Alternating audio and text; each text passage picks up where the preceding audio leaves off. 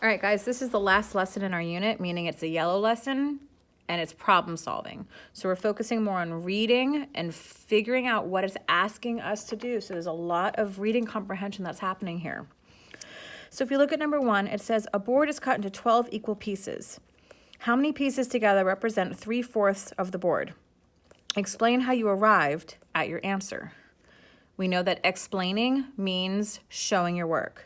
So what I would do here is I would take these pieces and I would draw them out here. So I'm going to go 1, 2, 3, 4, 5, 6, 7, 8, 9, 10, 11, 12. So there's my 12 pieces. And what I'm going to do is I'm going to cut them in half first, because half of a fraction is always the best place to start. So I've got 6 on this side and 6 on this side. If I were to turn this into a number line, and this is my half point, then half of this would be where I do my 1/4. So half of 6 is 3. So this would be 1/4. This is 1/2. And then this right here would be 3/4. The question was asking how many pieces represent 3/4. Well, if this is the 3/4 line, then I've gone 1, 2, 3, 4, 5, 6, 7, 8, 9.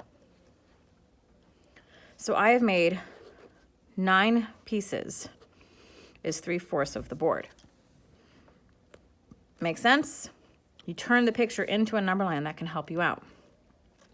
There are other ways I could have done this as well, but to me, this is what makes the most sense in terms of with how we've been learning how to do this with number lines and with our fractions and what we know. So if we look at number 4 down here, Devin and Amanda knit the same size scarf. Devin's scarf is 3/5 yellow. Amanda's scarf is 3/4 yellow. How can you use a picture to show whose scarf is more yellow? This is a little bit tricky because it's asking you to use a picture. And 5 and 4 are very close to each other. And I have to draw something that's the same size. So if I made one scarf, let's say, if I made that one exactly 5, and it was divided into 5. There we go. 1, 2, 3, 4, 5. And 3 parts of that is yellow. So here's, let's say it's purple. So I can see it's a little more than half, because like right there is the halfway point. So it's a little bit more than half. Now let me do the other one. The other one was 3/4. So I'm still going to draw the same size. But this time I need to figure out, here's my half point again. So if this is the half point, then I should have 2 on this side and 2 on this side. So here's 2 and here's 2. Not quite exact, but you know what? It's fine. And that was 3/4. So 1, 2, 3. Now this is way more than half. This was just like a little bit more. And it's still really hard to tell. But when I do it this way, I can see that I've only got 1 piece left over here where I have 2 pieces left over here. This is just a tiny little bit more. So you do have to be kind of precise in marking the same half point and making sure that the scarves are the same size. So you have to really visualize even pieces apart here. Let's do one more. The school newspaper has a total of 18 articles and ads, okay? A total of 18. There are 6 more articles than ads. How many articles and ads are there? Okay, so I have to do 6 more. That equals 18. So blank plus a blank is going to equal the 18 in all. And this number here is going to have to be 6 more. So this plus 6 will equal that. That equals 18. So I'm going to have to figure out how to separate this out. And I'm thinking, okay, well, 18,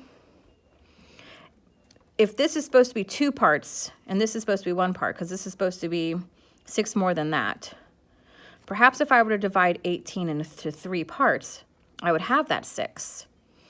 And if this is 6 plus 6, and this is 6 more than that, 6 plus 6 is 12. And 12 plus 6 is 18. So if there are 12 articles and 6 ads, I would say that 6 plus 12 is 18. 12 is double 6, so I'm still following that rule of 6 plus 6 is 12. So again, I'm having to sort of visualize and break things down. It's not that the math part itself is hard. It's figuring out what it's asking me to do and solving it to that way.